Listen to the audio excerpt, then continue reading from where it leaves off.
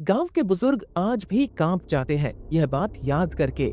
घने जंगल के बीच पहाड़ की छाती को चीरती हुई एक पुरानी गुफा थी, इतनी गहरी और खामोश कि दिन में भी उसके भीतर अंधेरा जमा रहता। गांव वाले उसे खामोश गुफा कहते थे यह गुफा सुनती है, याद रखती है और रात होते ही जिंदा हो जाती है। जो भी सूरज ढलने के बाद उसके अंदर गया वह या तो बदला हुआ लौटा या फिर कभी लौटा ही नहीं। दिन के उजाले में गुफा आम सी लगती, ठंडी, नम और वीरान। मगर जैसे ही अंधेरा फैलता उसके भीतर से अजीब सी फुसफुसाहटें आने लगती। ऐसा लगता मानो पत्थर सांस ले रहे हो और किसी का नाम पुकार रहे हो।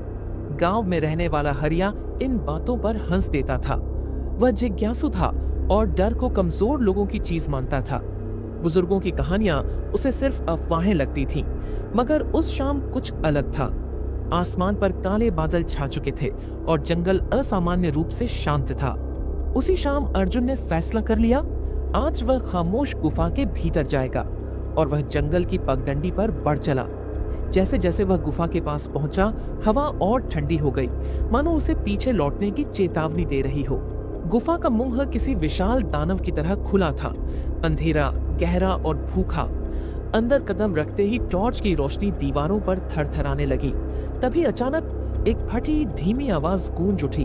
उसका खून जम गया, मगर उसने खुद को संभाला और आगे बढ़ा। गुफा की दीवारों पर अजीब सी निशान थीं, मानव चेहरे, अधूरी मूर्तियां और आंखें जो सीधे उसी को घूर रही थीं। कुछ दूर जाने पर उसे एक पत्थर का द्वार दिखा, जिस पर अनजाने चिन्ह खुदे थे। जैसे ही उसने द्वार को छुआ, पूरी गुफा गूंज उठी। द्वार अपने आप खुल गया। भीतर एक विशाल कक्ष था और उसके बीचों बीच एक काला तालाब। पानी स्थिर था।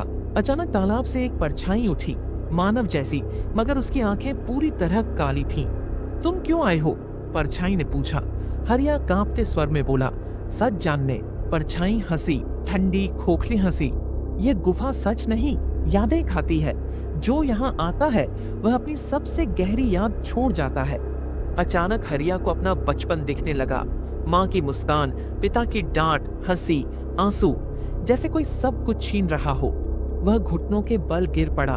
तभी उसे अपनी माँ का दिया हुआ ताबीज याद आया। कांपते हाथों से उसने उसे कसकर पकड़ लिया और आंखें बंद कर ली।